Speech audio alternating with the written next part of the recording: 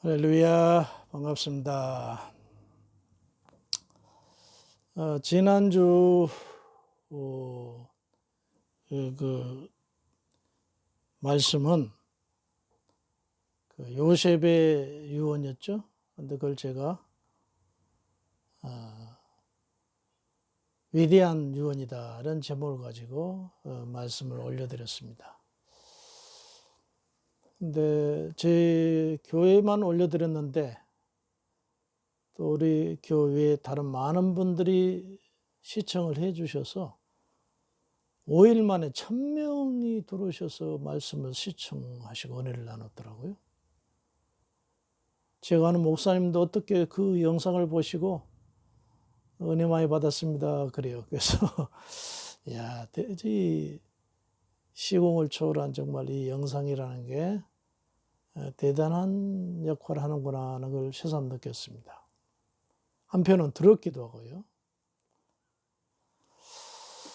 자, 오늘 또 굉장히 은혜스러운 말씀을 가지고 은혜를 나누도록 하겠습니다.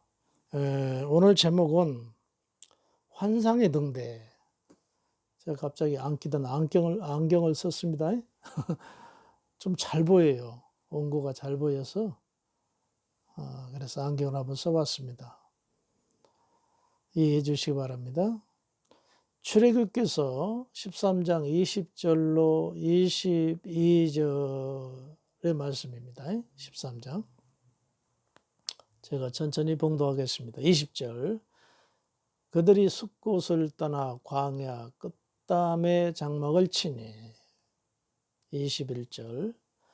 여호와께서 그들 앞에서 가시며 낮에는 구름 기둥으로 그들의 길을 인도하시고 밤에는 불기둥을 그들에게 비추사 낮이나 밤이나 진행하게 하시니 낮에는 구름기둥 밤에는 불기둥이 백성 앞에서 떠나지 아니하니라.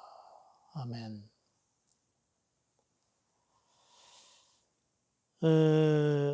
오늘 주제는 환상의 등대입니다. 이런 노래가 있죠.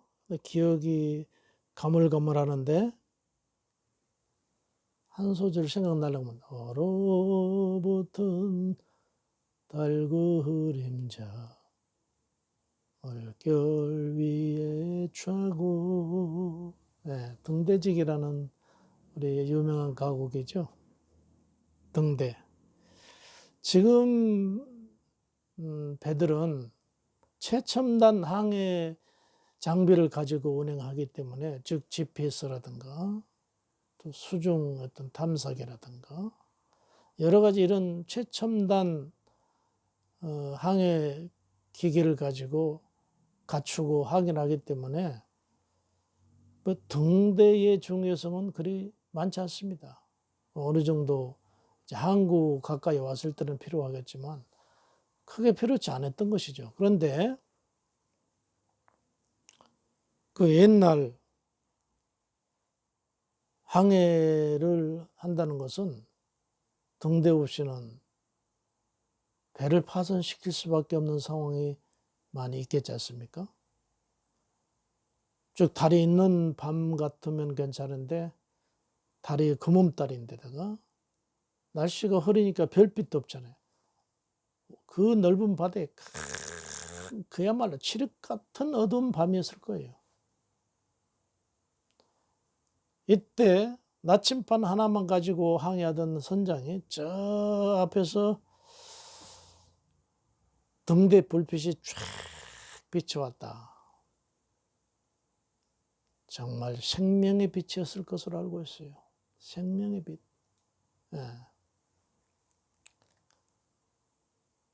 이와 같이 이스라엘 백성들도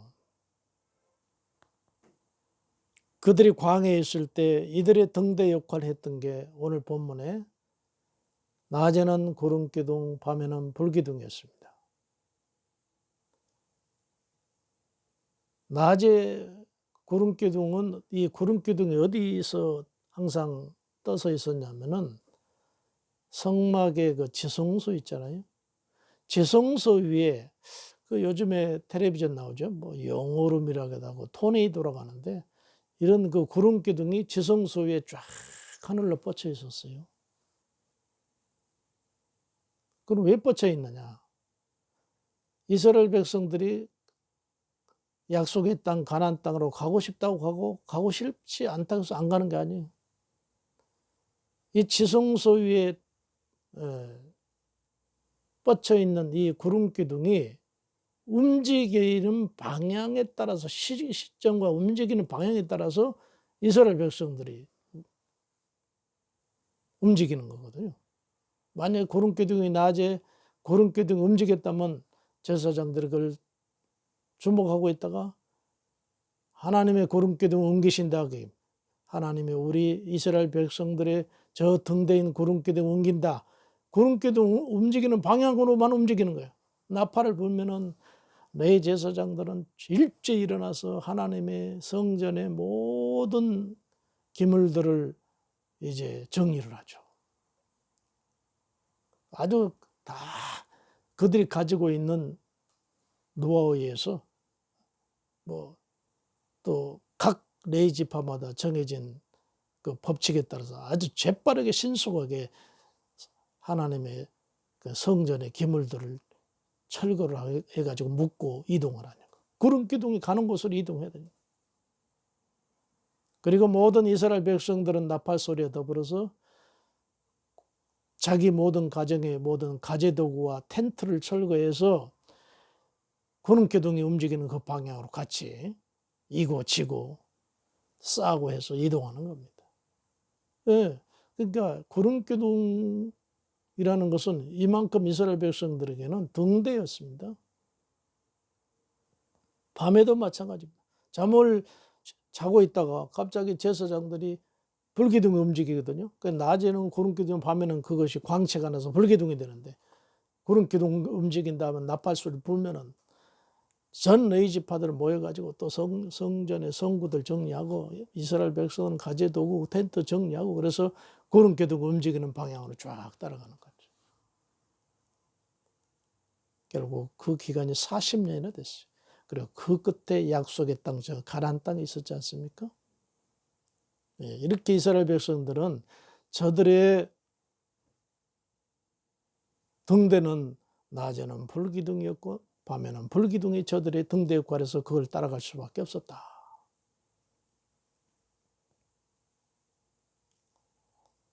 제가 어렸을 때 서울에 왔는데 조금 전에 생각해 보니까 내 인생의 등대는 뭐였을까? 뭘 보고 내가 내 인생을 움직였을까? 가만히 생각해 봤더니 돈이었던 것 같아요. 돈이었던 것 같아요. 그래서 돈을 벌 수 있는 곳으로 움직였던 것 같아요. 그랬던 것 같습니다. 그러다가 예수님을 믿고 나니까 돈이 나의 등대가 아니라 예수님이 나의 등대가 되더라고요. 그래서 예수님 말씀이 서라 하면 서고 예수의 말씀이 가라 하면 가고 예수의 말씀이 오케이 하면 나도 아멘 하고 예수의 말씀이 아니다 하면 나도 노면했어요. 이렇게 저는 바뀌었던 것 같아요. 성경에 그 유명한 한 인물이 있었죠. 룻기서의 주인공인 룻이라는 여인입니다. 이 여인을 말하기 전에 그 시어머니 나오미를 얘기해 볼 필요가 있죠. 나오미가 살던 이 베들레헴, 예루살렘 근처죠. 베들레헴에 큰 흉년이 들었습니다. 아들 둘이나 있는데 네 식구가 이러다간 이 가뭄에 다 굶어 죽게 생겼어요. 누군가의 소식을 들어보니 요단 동편의 모압 지역에 거기는 비가 온다는 거예요. 안 되겠다. 우리가 살려면 거리 이사를 가야 되겠다. 그럼 모압 지역으로 이사를 간 거 아닙니까? 그러니까 당시 나오미라는 이 여인의 등대는 물이었습니다. 물. 그게 나오미의 등대였던 것이죠. 그런데요, 불행하게 거기서 잘 살아야 되잖아요. 남편이 죽었습니다. 자, 그래도 거기까지는 자식들이 있으니까 여인들은 견딜 수 있잖아요. 그런데 결혼한 두 아들들이 큰아들 죽고 둘째 아들까지 같이 죽었어요. 폐가망신은. 인생에 낙이 있겠습니까? 잘 살아보려고 이사를 그 지역으로 가서 이단 동편으로 갔는데 남편 거기서 죽고 생태 같은 젊은 두 아들이 큰아들 두 아들 거기서 죽고 이야 집에는 이제 과부 셋만 남았어요. 시어머니 과부 두 며느리 과부. 시어머니가 가만히 생각해 봤더니 내가 기도도 해보지 않냐고. 물이 있는 그것이 내 인생에 등대 삼고 왔더니 그 결과는 이거였구나 생각하고 통곡합니다. 그럼 어떻게 할 것이냐. 결론을 내렸습니다. 내 나이 살면 얼마나 더 살고 잘 살면 얼마나 잘 살고 못 살면 얼마나 못 살겠느냐. 내 남편 유골과 두 아들 유골을 내 고향 땅에 묻어주는 게 내 마지막 소원이겠구나 생각하고 가자. 그러면 저놈들 어떻게 할 건가. 자부들 저 과부된 며느리. 그래서 불러다 놓고 뭐 어떻게 할 거냐 묻지도 않았습니다.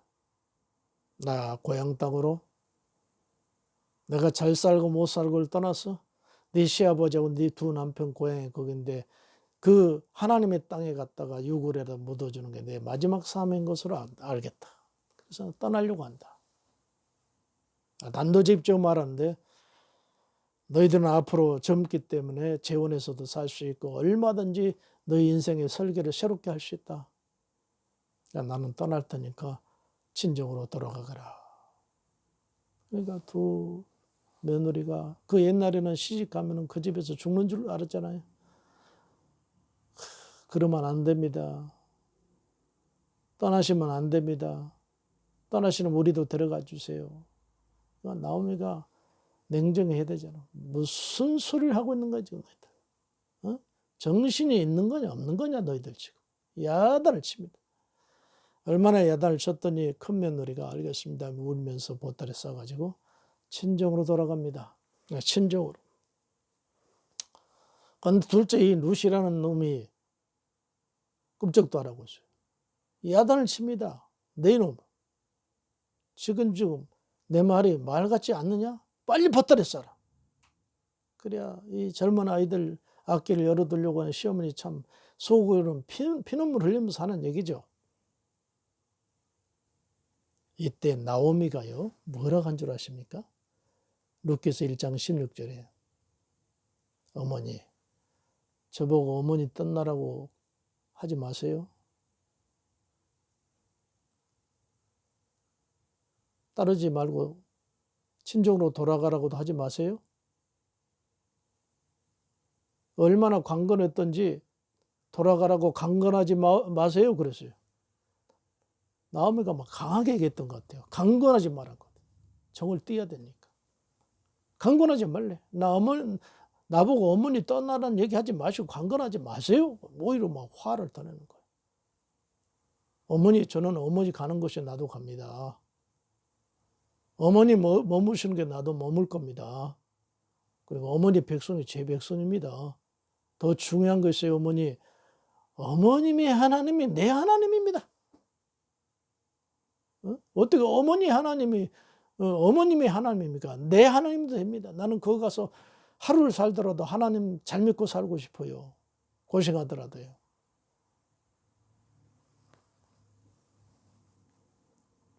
이야 며느리가 이러고 야단치고 펄펄 뛰니까 대책 없잖아요.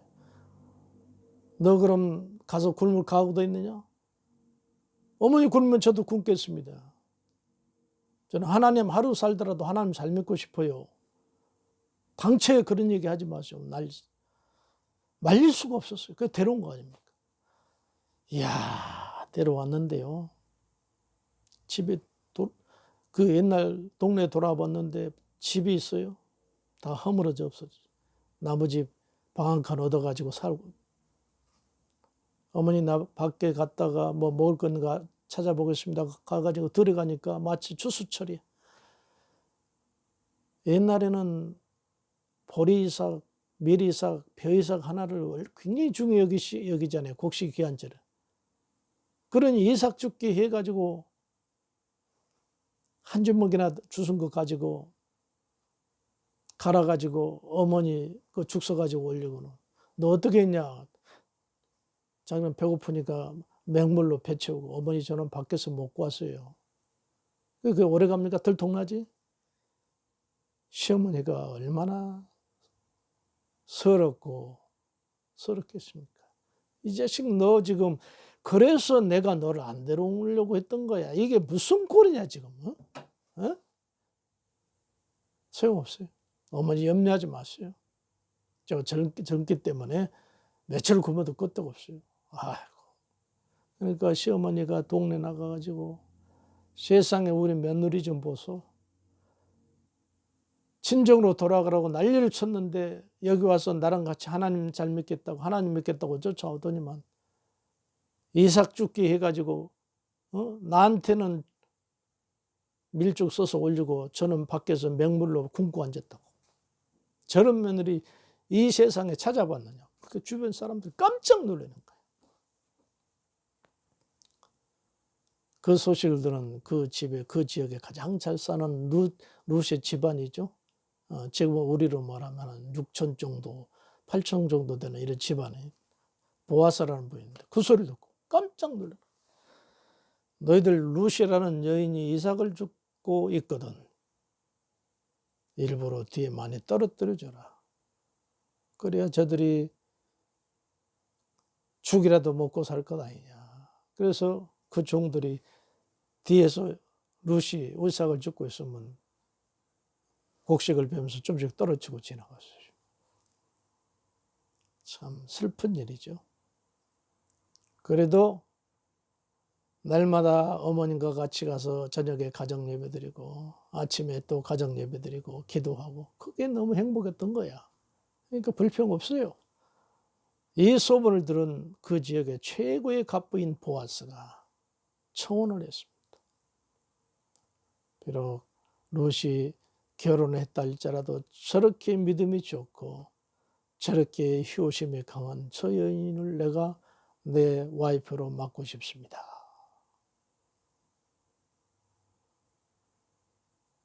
그래서 나오미가 하라 그래가지고요. 졸지에 거부의 집에 와이프가 된 거 아니에요. 보아스라는. 이 보아스는요. 다윗 왕의 할아버지입니다. 결국은 이 룻은 이방년이 돼서 다윗 왕의 친할머니가 된 거예요. 보아스의 아들이 이세고 이세의 아들이 다윗 아닙니까? 마태복음 족보를 보면. 이거 보십시오.